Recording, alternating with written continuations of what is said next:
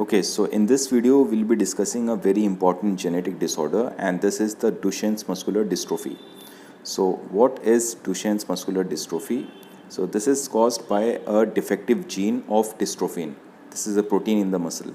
So here in this diagram, we can see that the dystrophin gene, which I have marked here, so there is defect, there is a mutation or any absence in this dystrophin gene.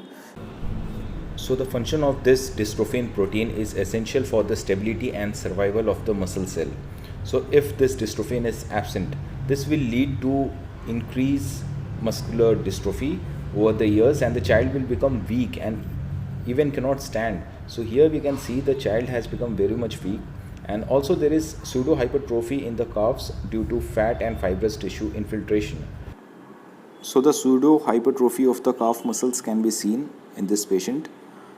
Now, after this, what we'll be discussing is that we'll be discussing about the most important sign, and that is the Gover's sign. So this Gover's sign is very much diagnostic in patients of Duchenne's muscular dystrophy. So this sign shows that this describes a patient that has used his hands. You can see that he is using his hands and arms to walk up his body in order to achieve a erect posture. So he has to literally climb towards his body. So he has to use his hands and arms to walk up his body in order to achieve an erect posture. So this was about the Gover's sign. Now another very important sign which we need to observe here is that during walking, these patients have a waddling gait. Waddling gait means this Duchenne's muscular dystrophy affects the proximal muscles. So during walking, these patients typically have a waddling gait. So again we can see here, so this was the typical Gover's sign, and after noticing this Gover's sign, see the walking pattern is typically the waddling gait, the duck-like pattern. How a duck walks, that is the waddling gait. So as this disease progresses, this continuously affects the muscles, and this muscles goes into atrophy.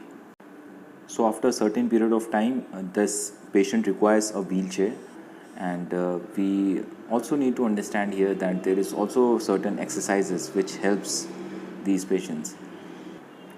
Now we'll be discussing about the inheritance. Like this disease has an X-linked recessive inheritance.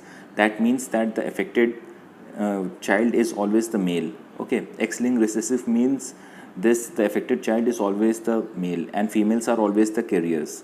So this the pattern here is typically of duck-like waddling pattern. So there is lordosis, there is poor balance, tiptoeing during walk, and the belly is protruded. So there is calf pseudo hypertrophy.